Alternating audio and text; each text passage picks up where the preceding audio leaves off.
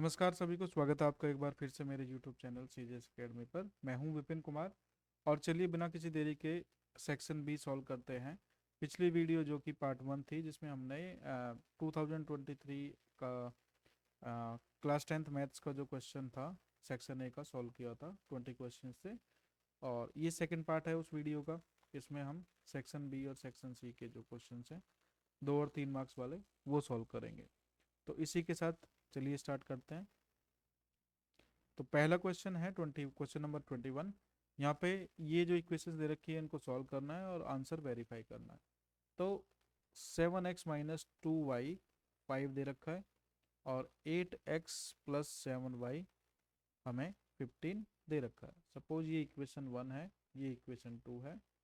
तो इक्वेशन 1 और इक्वेशन 2, तो यहाँ पे कई अप्रोच हो सकती है। यहाँ पे एलिमिनेशन मेथड भी लग सकता है, यहाँ पे सब्स्टिट्यूशन मेथड भी लग सकता है। ठीक है, तो हम यहाँ पे क्या करेंगे, हम एक यहाँ पे आसान मेथड यूज करेंगे। यानी कि एक बार हम दोनों इक्वेशंस को जोड़ेंगे और एक बार घटाएंगे। उसके बाद जो हमें इक्वेशन मिलेंगी उनमें कैलकुलेशन करने की ज़रूरत थोड़ी कम पड़ेगी। तो चलिए स्टार्ट करते हैं। तो एक बार इसको जोड़ देते हैं। तो इसको जोड़ने पे हमारे पास आता है यहाँ पे 15x, यहाँ पे आता है 5y, और यहाँ पे आता है 20। तो इन तीनों में 5 कॉमन है, तो 5 कॉमन लेके इसको हम काट सकते हैं यहाँ पे। तो ये बचेगा 3x, और यहाँ पे बचेगा y, और यहाँ पे बचेगा 4। ठीक है, तो 3x + y = 4, ये हमारी इक्वेशन 3 हो गई। अब इसमें सेकंड पार्ट, यानी कि इसमें हम इक्वेशन 2 8x + 7y = 15 में से इक्वेशन 1 को घटाएंगे, -2y = 5। तो घटाएंगे तो इन दोनों तीनों के साइन चेंज हो जाएंगे, यहाँ माइनस हो जाएगा, यहाँ प्लस और यहाँ माइनस। तो ये 8 में से 7 गए, एक x बचेगा यहाँ पे, 7 और 2 9y बचेगा, और 15 में से 5 गए 10 बचेगा।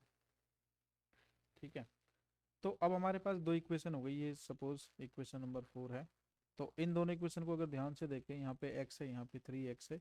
अगर मैं इक्वेशन नंबर 4 में 3 की मल्टीप्लाई करके इससे में से घटा दूं तो मुझे y की वैल्यू मिल जाएगी। यानी कि मैं इसमें 3 की मल्टीप्लाई करता हूँ और इसको यहाँ लिख लेता हूँ। तो ये हो जाएगा 3x + 27y = 30।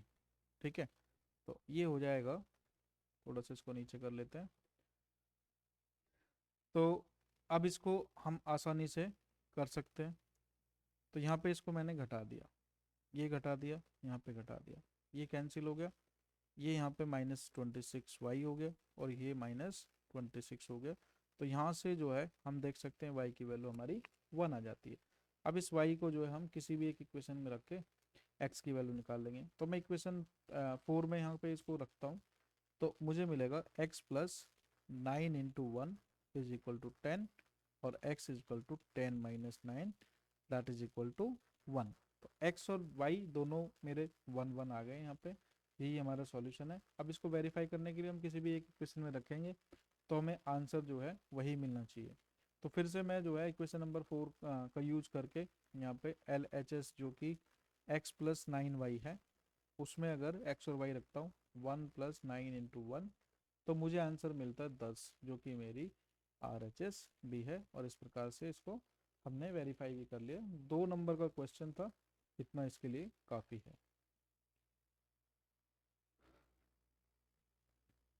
Next question probability का है।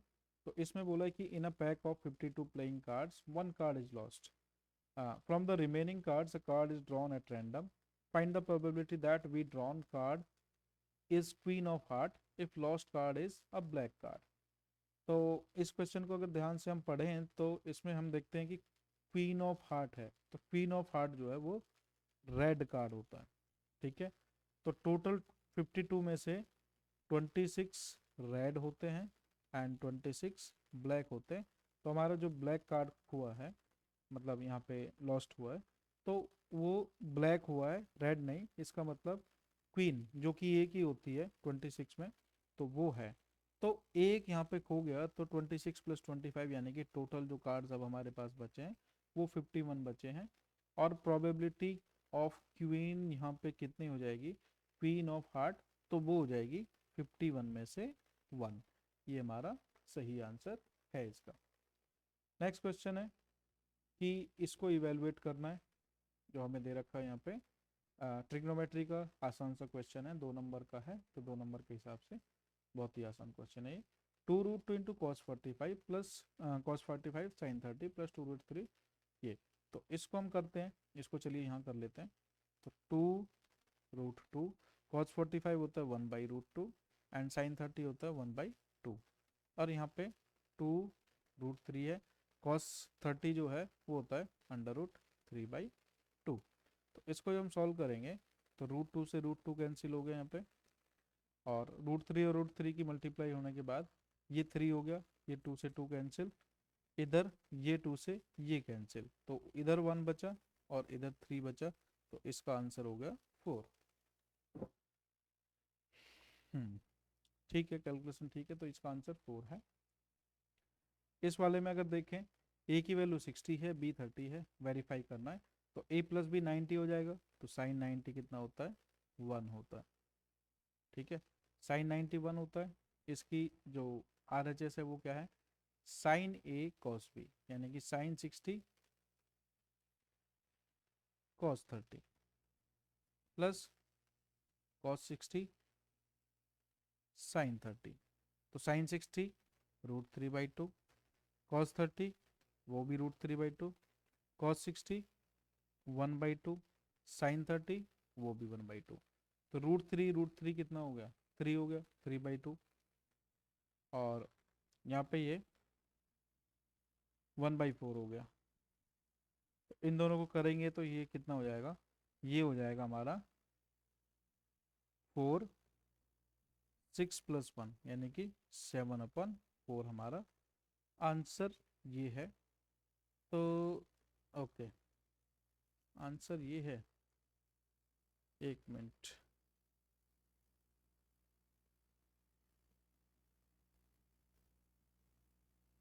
हमें ये वेरीफाई करना है। साइन 60 √3/2 है, कॉस 30 भी √3/2 ही होता है, ठीक है, और cos 60 1/2, साइन 30 1/2, तो 3/4। ओके, ये हो जाएगा 3/4, यहाँ पे हमने गलती कर दी, तो 3/4 मतलब ये हो जाएगा 4/4, जो कि 1 के बराबर है। इस प्रकार से ये वेरीफाई हो गए, इसकी LHS भी 1 है, RHS भी 1 है, तो दोनों हो गए। नेक्स्ट क्वेश्चन है, in the given figure ABCD is a quadrilateral, diagonal BD, यानी कि ये जो डायगोनल है ये B और D दोनों को बाइसेक्ट करता है। बाइसेक्ट मतलब ये एंगल जो है ये इसके बराबर है, और ये जो एंगल है यहाँ पे ये इसके बराबर है। तो इस प्रकार से ये कर रहा है यहाँ पे। तो हमें प्रूव करना है कि ABD यानी कि जो नीचे वाला एंगल ट्राइंगल है ये CBD के सिमिलर है। तो इसके लिए हम क्या कर सकते हैं, हमें पता है कि in ABD and triangle CBD, तो angle ADB is equal to angle CDB, ठीक है। उसके बाद angle ABD that is equal to angle CBD। दो एंगल यहाँ पे बराबर हो गए, तो दो एंगल बराबर हो गए तो तीसरा एंगल भी अपने आप बराबर हो जाएगा। तो angle angle angle similarity criteria से ट्राइंगल ABD और CBD जो है वो प्रूव होता है।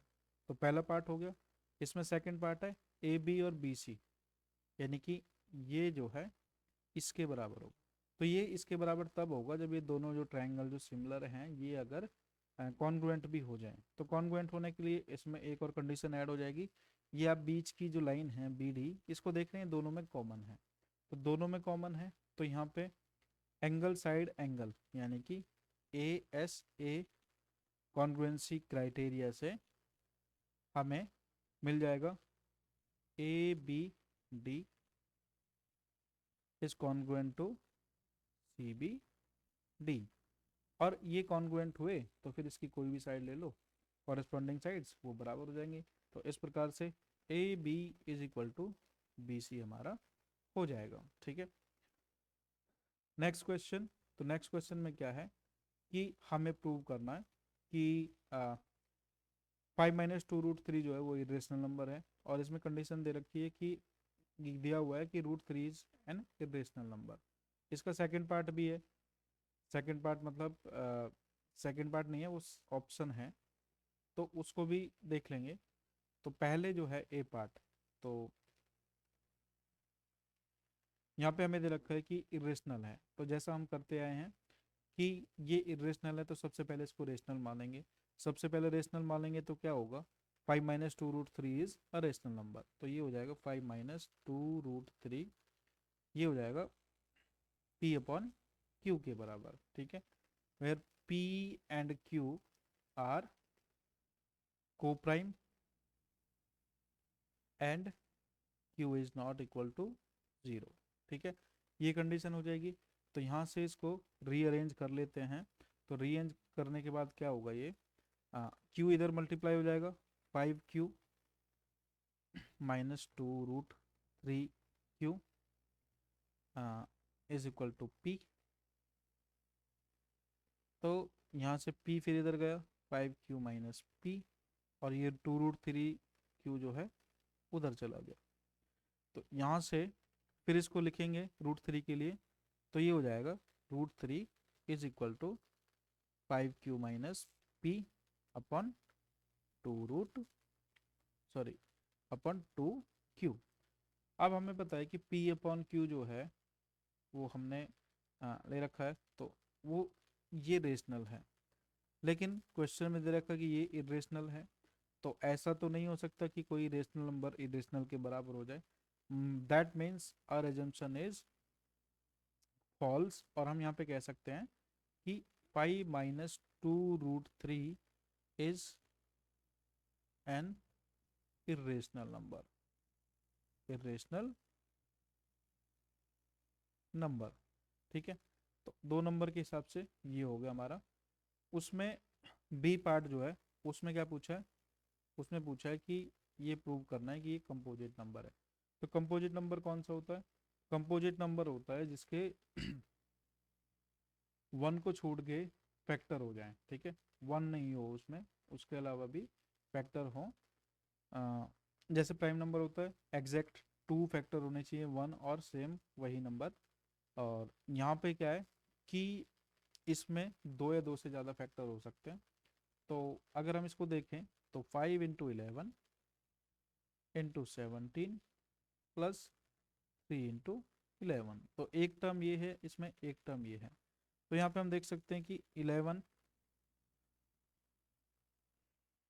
ये ओके 11 जो है ये कॉमन है, इसमें 11 कर लेंगे यहाँ पे, और ये हो जाएगा 5 × 17। ठीक है, 5 × 17 प्लस 3, तो ये कितना हुआ, तो ये हुआ 11, 17 5 जा 85, और 3, तो 11 × 88। तो 11 × 88 मतलब 11 × 11 × 8। अब ये तो 11 स्क्वायर इंटू 8 हो गया। अब यहाँ पे आप साफ साफ देख सकते हो कि इसके 2 से ज़्यादा फैक्टर हैं, that means it is a composite number. तो ये भी हमारा प्रूव हो गया। यहाँ पे दोनों ऑप्शन कर लिए, आप चाहें तो कोई भी ऑप्शन यहाँ पे लेके सॉल्व कर सकते हैं एग्जाम में। नेक्स्ट है सेक्शन सी। सेक्शन सी में 3 नंबर के 3 मार्क के क्वेश्चन हैं। तो 3 मार्क के क्वेश्चन है, तो चलिए इनको भी करते हैं। इसमें पहला क्वेश्चन है find the ratio in which the point 8/5y divides the line segment joining point 1 2 and 2 3। Suppose ये एक लाइन है, यहाँ पे 1 2 है और यहाँ पे 2 3 है। ठीक है,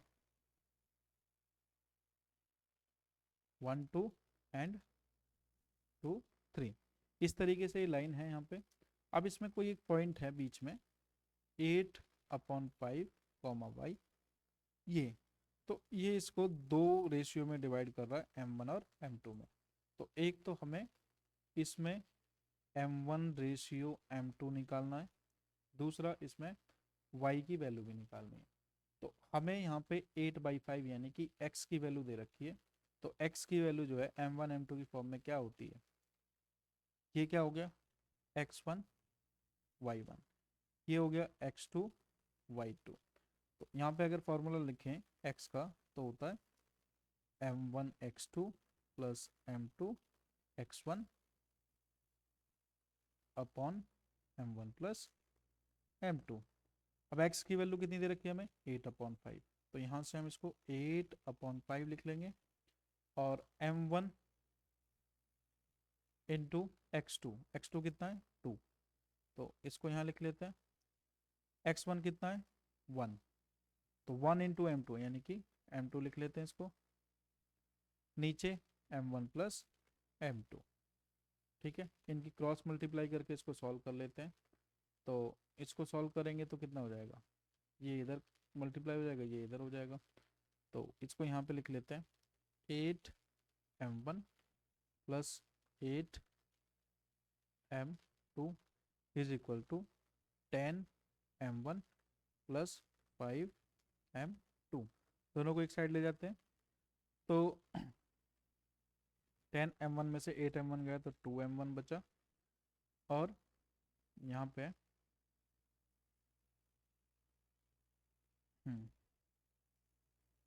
इसको इधर लेके जाएंगे तो ये हो जाएगा माइनस का 3m2 इज इक्वल टू 0, या फिर 2m1 is equal to 3m2, और m1/m2 is equal to 3/2।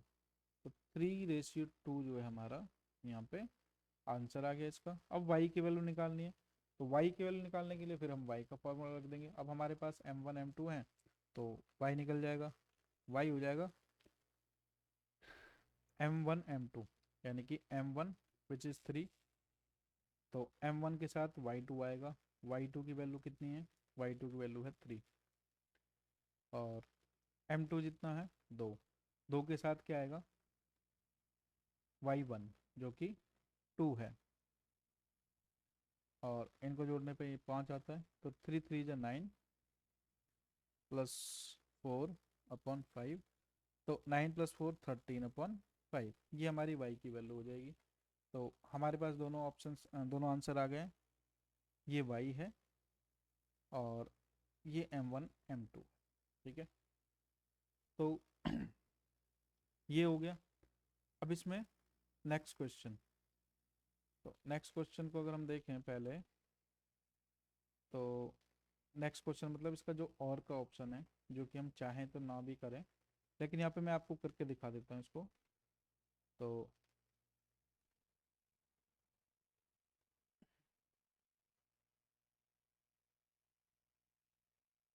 Okay, तो इसको करते हैं।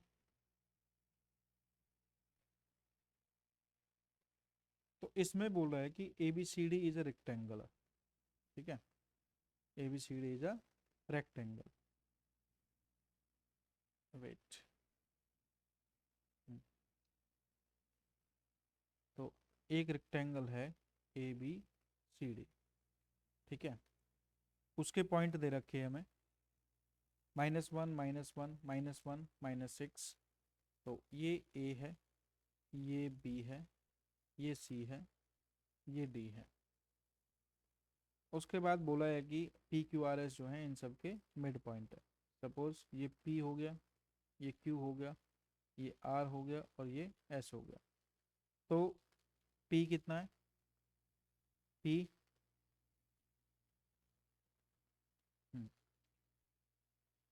तो ये पी हो गया, P Q R S.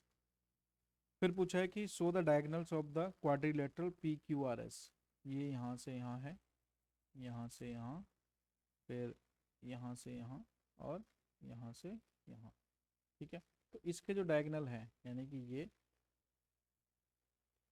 Diagonal P R और क्यू एस, ये एक दूसरे को बाइसेक्ट करते हैं। तो बाइसेक्ट के लिए क्या है, ये कॉमन पॉइंट है, यानी कि पी और आर का जो मिड पॉइंट है वो क्यू और एस के मिड पॉइंट के अगर बराबर आ जाए तो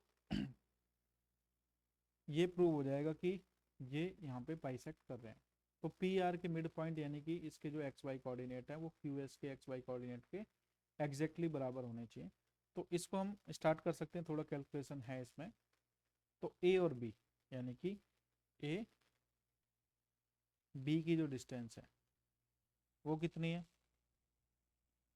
तो ए और बी का जो हाफ है वो पी है, तो हम पी के कोऑर्डिनेट्स निकालते हैं यहाँ पे। तो पी के कोऑर्डिनेट क्या होंगे, जो ए और बी के हैं उनका मिड पॉइंट, ए यहाँ पे कितना है -1 और बी कितना है -1 और 6। तो पी कितना हो जाएगा -1 प्लस -1 अपॉन 2 एंड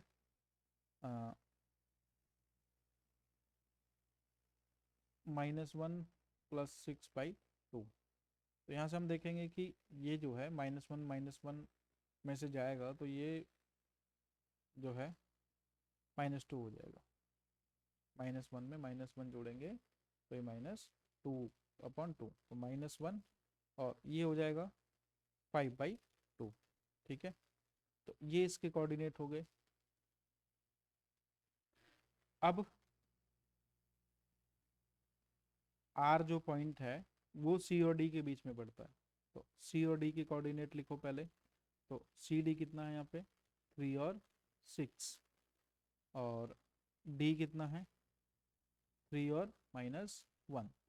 तो इन दोनों का जो मिड पॉइंट है आर वो आएगा 3 + 3/2, 6 + -1/2। तो 3 3 6, 6/2 3 और 6 -1 5/2। तो ये आर है। तो यहाँ पे आप देख सकते हो कि जो इसके वाई कोऑर्डिनेट्स हैं पी और आर के वो एक ही लेवल पे हैं, एक ही लाइन पे हैं। दैट मीन्स कि ये दोनों जो हैं एकदम एक ही लेवल पर हैं। ठीक है, पी और आर, ये मिड पॉइंट हो गया।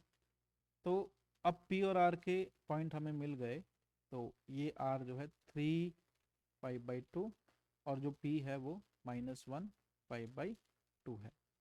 ठीक है, तो ये हो गया। अब यहाँ पे इन दोनों का मिड पॉइंट निकाल लेते हैं।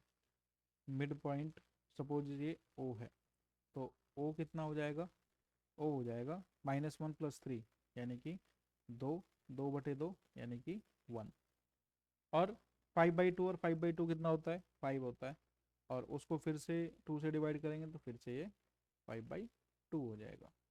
तो एक कोऑर्डिनेट ये आया ओ का। अब हमें सेम उसी तरीके से क्यू और एस का भी निकालना है।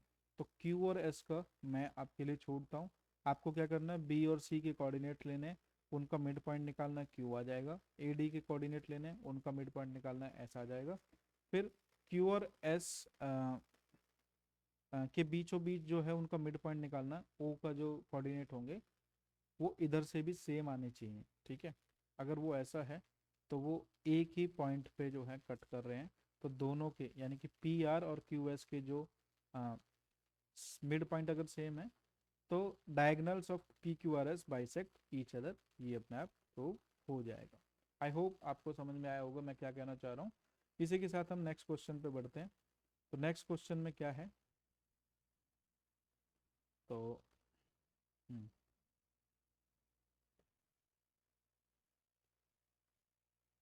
ओके, नेक्स्ट क्वेश्चन जो है ट्रिग्नोमेट्री का क्वेश्चन है। तो इसमें क्या पूछा है, इसमें पूछा है प्रूव करने के लिए।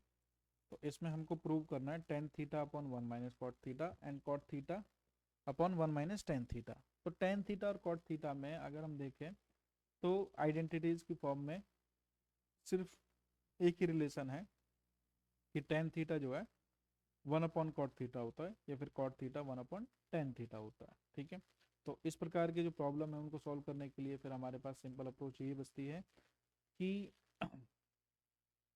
ये जो tan थीटा है इसको साइन कॉस में तोड़ ले और कॉट को भी साइन कॉस में। तो इसको करते हैं, तो इसको यहाँ पे करते हैं टेन थीटा, मैं लिख लेता हूँ अगली लाइन से, sine theta upon cos theta, ठीक है, upon 1 - cos theta upon sine theta, plus cos theta upon sine theta upon 1 - sine theta upon cos theta, ठीक है। तो ये हमारी LHS है। अब इससे हमें RHS तक पहुंचना है, तो इसको हम सॉल्व करते जाएंगे और देखते जाएंगे कि हमें क्या यहाँ पे मिल रहा है, ठीक है।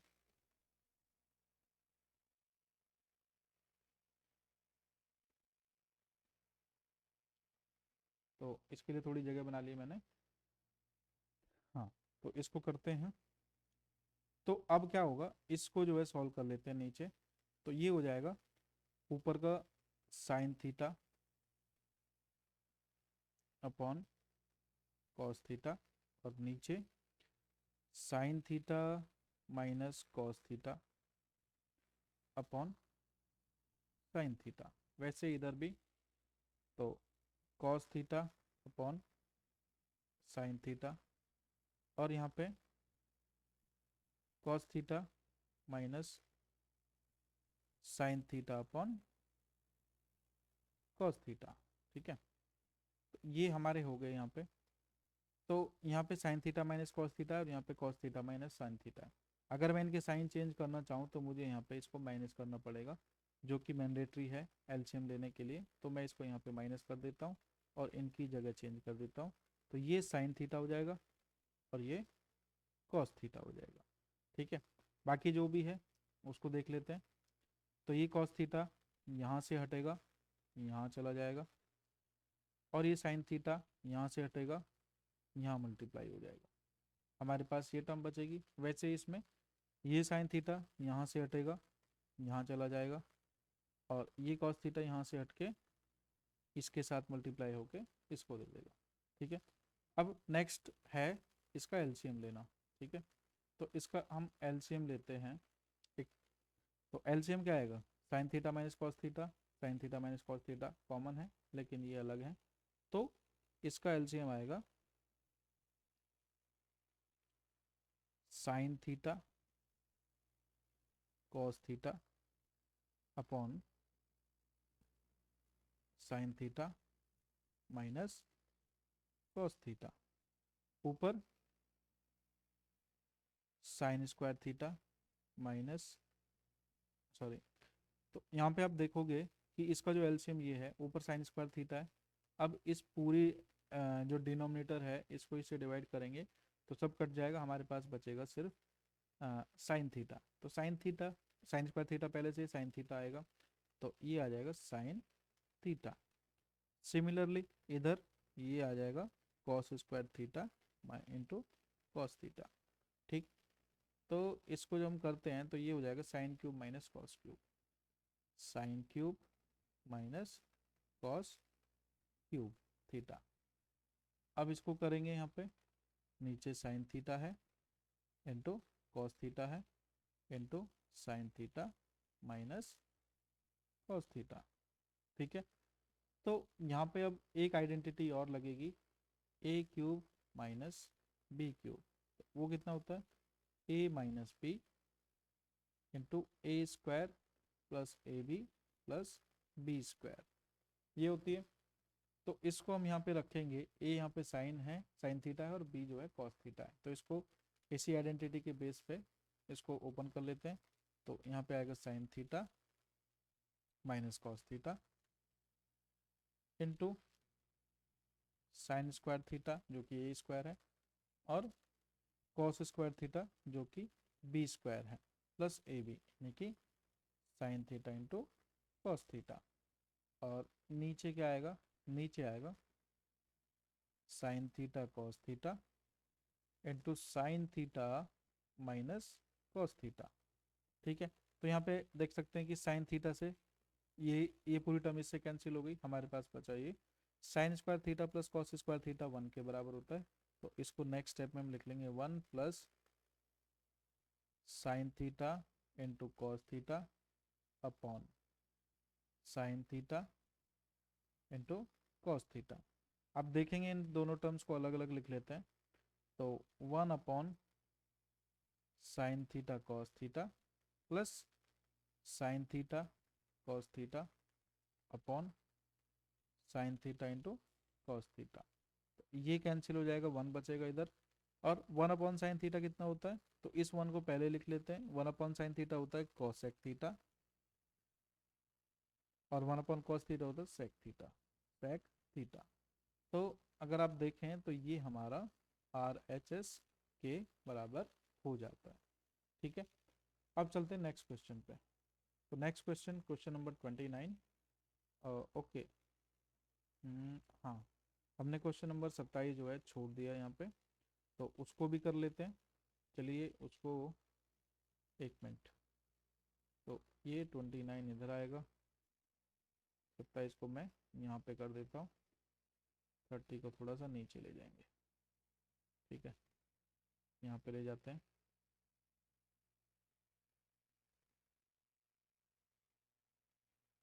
31 और नीचे चला जाएगा, 29 यहाँ पे आ जाएगा। ओके, अब हमारे पास जगह है यहाँ पे, तो इसको सॉल्व कर लेते हैं क्वेश्चन नंबर 27 को। In a teachers workshop the number of teachers teaching French, Hindi and English are 48, 80 and 144. Okay, find the minimum number of rooms required if in each room the same number of teachers are seated and all of them are of the same subject. Okay, तो ये question है, इसमें क्या दे रखा है कि teachers के number दे रखे हैं 3 सब्जेक्ट के, और पूछा गया है कि कम से कम रूम कितने चाहिए ताकि हर एक रूम में बराबर नंबर टीचर्स बैठ जाए और हर एक सब्जेक्ट के सेम, मतलब जितने भी टीचर हैं वो सेम सब्जेक्ट के हों। तो इसके लिए हम क्या करेंगे, मैक्सिमम यहाँ पे मिनिमम नंबर ऑफ रूम्स चाहिए, तो इसका मतलब है कि हर एक रूम में मैक्सिमम नंबर ऑफ टीचर्स हमको बैठाने पड़ेंगे, है ना। तो हाईएस्ट कॉमन फैक्टर जो है यहाँ पे कॉन्सेप्ट यूज होगा, यानी कि हाईएस्ट कॉमन फैक्टर मतलब हर एक रूम में maximum number of teachers common कितने हो सकते हैं।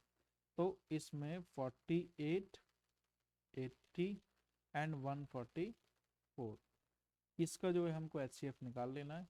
तो HCF निकालेंगे इसको, तो इसको लॉन्ग डिवीजन मेथड से भी कर सकते हैं। तो 144 से डिवाइड करते हैं इसको, 80, यहाँ से 4, 6, अब 64, ये 80 यहाँ पे रख लिया, 64 1 जा 64, ये आया 16, इस 16 को यहाँ पे ऐसे कर लिया। ठीक है, तो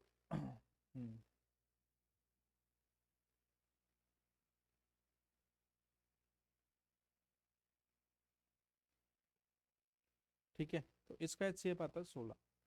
अब 80 और इन दोनों का जो कॉमन नंबर है वो 16 आता है। अब इस 16 को 48 से भी कर लेते हैं। तो हमें पता है कि 16 को 48 से करेंगे तो ये कितना आएगा, तो दैट मीन 16 और 48 का HCF भी 16 ही है। तो इससे हम कह सकते हैं कि जो HCF है वो 16 है। तो इसका क्या मतलब निकलता है, इसका मतलब ये निकलता है कि हर एक रूम में, मतलब कम से कम जो है मिनिमम नंबर ऑफ रूम्स, तो मिनिमम नंबर ऑफ रूम जो है वो हमारे कितने हो जाएंगे हर एक रूम में, if in each room the same number of teachers are seated and all of them are of the same subject. Okay, तो ये हो गया टीचर्स, यानी कि कॉमन टीचर्स हमारे कितने आ जाएंगे, 16 टीचर जो हैं आ सकते हैं। अब टोटल टीचर्स आप काउंट कर सकते हैं यहाँ पे, तो 144, 80 एंड 48। तो 8 और 4 12, 8 4 12, 4 16 और एक 17 और एक और एक 2। ठीक है, तो टोटल नंबर ऑफ टीचर्स ये हैं, कॉमन टीचर्स इतने हो सकते हैं। तो टोटल नंबर से इसको डिवाइड कर देंगे 16 को 272 से। तो इसको हम करते हैं तो कितना आता है यहाँ पे, 16 1 जा 16 एंड 16 7 जा 1 1 12। That means there must be 17 rooms in which uh, of the room, every room must be having 16 teachers so that same number of teachers are seated and all of them are of the same subject in each room. Okay, तो हमारा यहाँ पे answer हो जाएगा 17 rooms. ठीक है, तो थोड़ा सा घुमाने वाला क्वेश्चन है, आपको थोड़ा ध्यान से इसको करना पड़ेगा। क्वेश्चन नंबर 28 पहले ही हो गया, अब आती है बारी 29 की। तो 29 जो है देखते हैं, तो ये एज रिलेटेड क्वेश्चन है। तो ये हाँ एज रिलेटेड क्वेश्चन है, तो इसको करते हैं। ये 2 वेरिएबल वाला क्वेश्चन है। ठीक है, तो यहाँ पे बोला है कि 3 years ago Rashmi was thrice as old as Najma. 10 years later Rashmi will be twice as old as Najma. How old Rashmi and Najma now. तो सपोज रश्मि की जो प्रेजेंट एज है, रश्मिज प्रेजेंट एज वो x है, और नजमा की क्या है, नजमाज प्रेजेंट एज वो y है। ठीक है, ये है। अब इसमें कंडीशन क्या दे रखी है, 3 साल पहले की, यानी कि 3 साल पहले इसकी एज कितनी थी x-3 और इसकी कितनी थी y-3। और इसमें बोला कि Rashmi was thrice as old as Najma, यानी कि जो रश्मि की 3 साल पहले वाली एज थी x-3 वो y-3 का 3 टाइम्स थी, यानी कि नजमा की एज का 3 टाइम्स थी। ओके, ये कंडीशन हो गई। फिर बोला है कि 10 years लेटर, यानी कि x+10 एंड y+10, तो इनके बीच का रिलेशन क्या बोल रखा है इन्होंने, Rashmi will be twice as old as Najma, यानी कि रश्मि की 10 साल बाद की एज कितनी होगी, इतनी, और वो नजमा की एज का डबल होगी। तो एक इक्वेशन ये बनेगी, एक इक्वेशन ये बनेगी, इनको थोड़ा सा सिंपल कर लेते हैं। तो x-3, ये 3y है, -9 है, तो -3y और +9 इज इक्वल टू 0। तो यहाँ से ये हो जाएगा x-3y + 6 is equal to 0, equation 1। और ये इक्वेशन हो जाएगी x+10 -2y -20 is equal to 0। तो ये हो जाएगा x-2y -10 इज इक्वल टू 0। ये इक्वेशन नंबर 2 ले लेते हैं इसको। तो इन दोनों इक्वेशंस को एक साथ लिख के सॉल्व करते हैं। तो x-2y -10 is equal to 0, equation 2 है ये। इनको सॉल्व करते हैं, एक में से 2 को घटाते हैं, ये माइनस हो जाएगा, ये प्लस, ये भी प्लस, ये कैंसिल, -3 + 2 y यानी कि -y, और 6 और 10 यानी कि 16 प्लस का 16 इज इक्वल टू 0। तो यहाँ से ये हो जाएगा -y इज इक्वल टू -16 और y इज इक्वल टू 16। ठीक है, तो y किसकी एज थी, नजमा की, तो नजमा की एज जो है वो 16 है। अब नजमा की एज 16 है, तो यहाँ से जो है इसकी भी एज निकाल लेते हैं। किसी भी एक इक्वेशन में जो है y की वैल्यू रख लेते हैं, तो मैं इसमें रख लेता हूँ। तो यहाँ पे x - 2 × 16 32 -10 इज इक्वल टू 0। तो x - 42 इज इक्वल टू 0 और x इज इक्वल टू 42, तो इसकी एज हो जाएगी 42।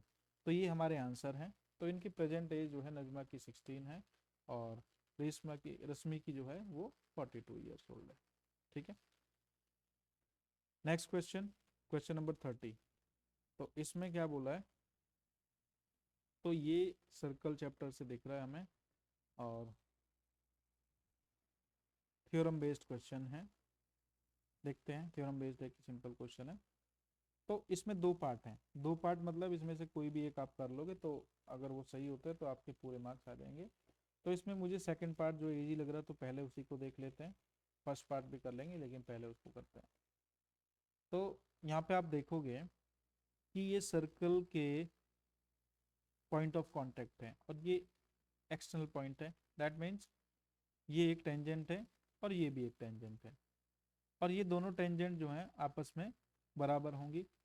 तो यहाँ पे पूछा क्या है, सबसे पहले वो देखते हैं, यानी कि डी और सी की लेंथ पूछी है, डी से सी तक। तो उसके लिए ये रूल जो हम यहाँ पे लगाएंगे, ये पी डी है, ये डी क्यू है। तो P D is equal to D Q है, और ये क्यू सी है, ये आर सी है, और Q C is equal to R C. अब देखते हैं क्वेश्चन में क्या दिया हुआ। तो क्वेश्चन में दे रखा है बी सी, बी सी मतलब ये लेंथ, ओके। तो बी सी दे रखा है, अगर बी सी दे रखा है और बी आर निकल जाए तो हमारा सी आर भी निकल जाएगा, और सी आर निकलेगा तो क्यू सी भी निकल जाएगा, और क्यू सी निकलने के बाद हम इधर से जो है डी क्यू भी निकाल लेंगे ताकि हमें डी सी मिल जाए, ठीक है। तो बी सी दे रखा है, बी एस कितना है, बी एस है 24, तो बी एस 24 है तो बी आर भी 24 है, क्योंकि दोनों जो है टेंजेंट है, एक ही पॉइंट से खींची गई टेंजेंट है। ये 24 हो गया, तो टोटल 30 है, तो सी आर कितना हुआ, 6 हो गया, 6 सेंटीमीटर। ये 6 हुआ तो ये भी 6 हो गया, ठीक है। तो ये भी 6 सेंटीमीटर हुआ। अब ये 6 हो गया, अब हमें डी क्यू बचा, उसको देख लेते हैं। तो डी क्यू निकालने के लिए हम क्या करेंगे, हम्म, तो डी सी है, ओके। तो यहाँ से देखते हैं, ओके। तो रेडियस जो है इसकी दे रखी है, रेडियस दे रखी है, इसका मतलब ये पॉइंट भी हमें दे रखा है। अब ये पॉइंट दे रखा है तो ये पॉइंट भी दे रखा होगा, ओके। और क्योंकि ये 90 है, ये भी 90 है, तो ये पैरेलल हुई, इसका मतलब पी डी जो है वो भी हमें 8 दे रखा है, यानी कि यहाँ से पी डी भी 8 हो जाएगा, और पी डी 8 है तो डी क्यू भी 8 हो जाएगा, और डी क्यू 8 है तो हमारा जो डी सी है जो कि D Q plus Q C के बराबर है, तो डी क्यू यहाँ से 8 हो जाएगा, क्यू सी 6 हो जाएगा, तो 8 और 6 14 सेंटीमीटर इसका आंसर हो जाएगा, ठीक है।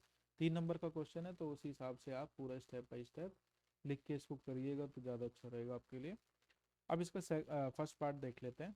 तो फर्स्ट पार्ट में क्या बोला है कि in a given figure A B, ये दे रखा है A B is a diameter of the circle with centre O, A Q B P and P Q are the tangent, यानी कि ये टेंजेंट है, ये भी टेंजेंट है, और उसके अलावा बी पी, यानी कि यहाँ से यहाँ भी ये टेंजेंट है, तो इसका मतलब ये भी टेंजेंट हुई। तो हमें प्रूव करना है कि पी ओ क्यू जो है वो 90 डिग्री है, ये प्रूव करना है, इसको 90 डिग्री दिखाना है। तो चलिए करते हैं इसको भी, इतने सारे क्वेश्चन किए तो इसको भी करेंगे।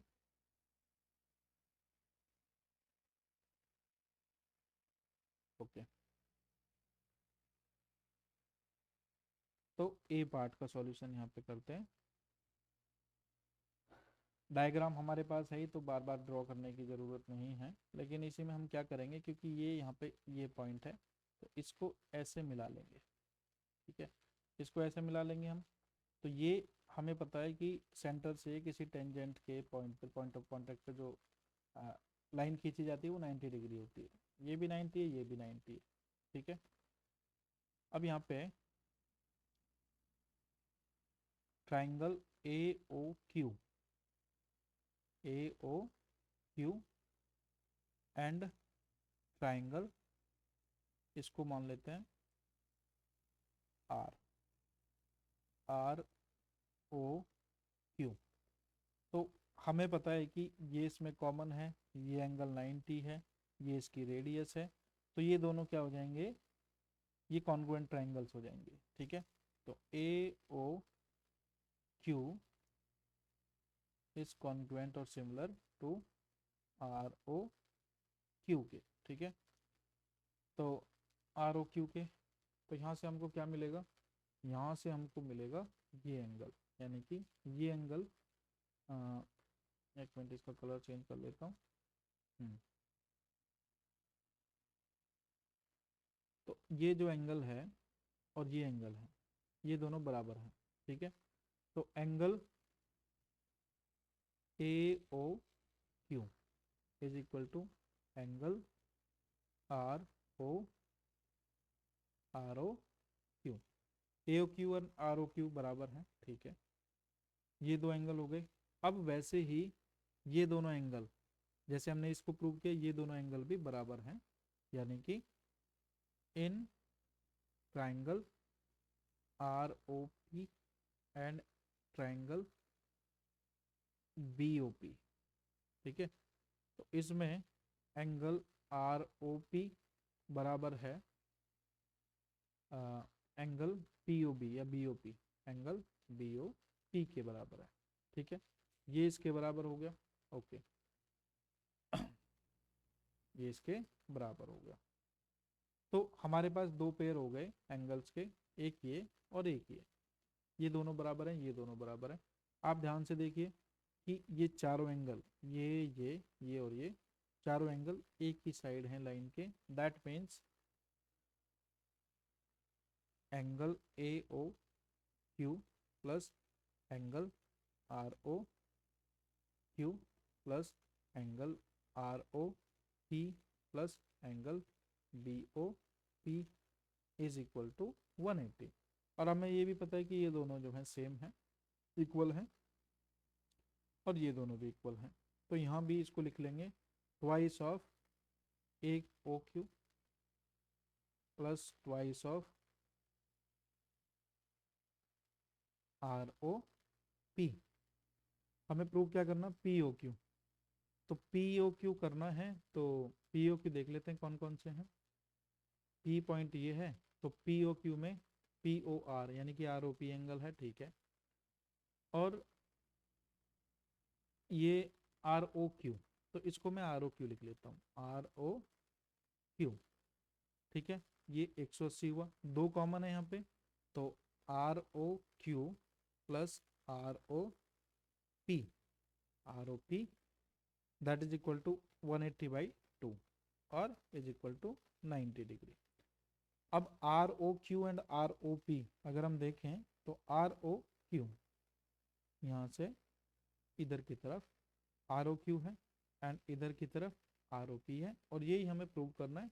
तो ये एंगल जो है, इन दोनों को ऐड करेंगे तो हमारा एंगल बन जाएगा POQ, और POQ किसके बराबर हो जाएगा, 90 डिग्री के। यही हमें प्रूव करना था, तो ये भी हो गया। तो देखने में डिफिकल्ट लग रहा था लेकिन आसान है। ठीक है, तो कोशिश करने से कोई भी क्वेश्चन सॉल्व हो जाएगा ठंडे दिमाग से, और आराम से ही करना है, तो कोई भी क्वेश्चन में गलती होने के चांसेस घट जाएंगे। जल्दी जल्दी करोगे तो फिर एक क्वेश्चन को दो बार करना पड़ेगा, डबल टाइम लगेगा। ठीक है, तो इसलिए ध्यान से करें और आराम से करें। ठीक है, नेक्स्ट क्वेश्चन, जो कि इस वीडियो का लास्ट क्वेश्चन है। वीडियो थोड़ी लंबी हो गई लगता है, पर कोई नहीं, पेपर 3 घंटे का होता है तो आप समझ सकते हैं। तो difference between the outer and inner radius of a hollow right circular cylinder. एक सर्कुलर सिलेंडर है, हॉलो है वो इस तरीके से, इसमें इसके अंदर भी एक सिलेंडर डायमीटर है इस तरीके से, ये इसका सेंटर है। तो यहाँ पे सपोज इनर डायमीटर इसकी R है और आउटर क्या है, इनर R1 है एंड आउटर R2 है। तो इनर R1 है यानी कि R2 जो है वो बड़ी है। तो यहाँ पे बोल रखा है कि इन दोनों के बीच का जो डिफरेंस है यानी कि R2 माइनस R1 वो हमें दे रखा है 1 सेंटीमीटर। ओके, और इसमें बोला है कि जो वॉल्यूम है मेटल जितना लगा है, volume of the metal in making the cylinder is 176 centimetre cube. अब हॉलो सिलेंडर है तो हॉलो सिलेंडर की वॉल्यूम जो है वो कितनी होगी, तो सिलेंडर की वॉल्यूम का फॉर्मूला होता है πr²h। ठीक है, अब ये हॉलो है तो यहाँ पे πr1 जो बड़ी है यानी कि R2, तो πr2² माइनस πr1²h, ये किसके बराबर दे रखी है हमें, 176 सेंटीमीटर क्यूब। ठीक है, ये है। तो हमें R1 और R2 निकालना है। एक इक्वेशन हमारे पास ये हो गई, एक देखते हैं यहाँ से बनाने की कोशिश करते हैं। तो यहाँ पे पाई और h कॉमन है, R2² minus R1² is equal to 176। अब h हमें दे रखा है, कितना दे रखा है, 14 दे रखा है। तो इन दोनों को उधर ले जाते हैं, तो R2 square minus R1 square is equal to 176 upon pi into 14। तो 176 अपॉन 22 अपॉन 7 इंटू 14, तो यहाँ से ये कैंसिल हो जाएगा। तो इसको ऊपर कैंसिल कर लेंगे, ठीक है, और इसको काटेंगे तो ये इतना हो जाएगा। तो R2 square minus R1 square 4 के बराबर हो गया, ठीक है। हमारी पहली equation R2 minus R1 1 centimetre है, ये 4 है। तो अब इसको देखें ध्यान से, तो ये A square minus B square का फॉर्मूला बन जाता है यहाँ पे, यानी कि R2 plus R1 into R2 minus R1 that is equal to 4। और हमें इक्वेशन नंबर 1 में पहले ही R2 माइनस R1 1 सेंटीमीटर दे रखा है, तो ये 1 हो जाएगा। तो R2 प्लस R1 हो जाएगा हमारा 4, ठीक है। अब हमें R2 निकालना है, तो इक्वेशन 1 को इसके साथ लिख लेते हैं, ये 1 है, इन दोनों को जोड़ लेते हैं, जोड़ने पे कैंसिल हो जाएगा, ये 2R2 हो जाएगा और ये 5 हो जाएगा। तो यहाँ से R2 कितना हो जाएगा 5/2, और R2 5/2 है, तो R1 कितना हो जाएगा, क्योंकि R2 प्लस R1 4 है, तो R2 प्लस R1 4 है, तो R1 कितना हो जाएगा 4 माइनस R2, तो R2 5/2 है, तो ये घटा देंगे इसमें से, तो ये हो जाएगा 3/2। R1 की वैल्यू हो जाएगी 3/2 सेंटीमीटर, ठीक है। ये सेंटीमीटर और ये भी सेंटीमीटर, ठीक है।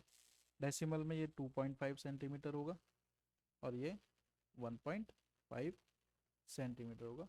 तो इस तरह से हमारे जो है सेक्शन बी और सी के जो क्वेश्चन है वो हमने सॉल्व किए हैं। आई होप आपको ये सॉल्यूशन जो है समझ में आया होगा, आसान लगा होगा। तो इसी के साथ मैं इस वीडियो को समाप्त करता हूँ, और इसका जो थर्ड पार्ट और जो फाइनल पार्ट है उसमें हम 4 और 5 नंबर के जो क्वेश्चन इस पेपर के रह गए उनको सॉल्व करने की कोशिश करेंगे। तो इसी के साथ धन्यवाद आप सभी का, मिलते हैं नेक्स्ट वीडियो में। जय हिंद, जय राम।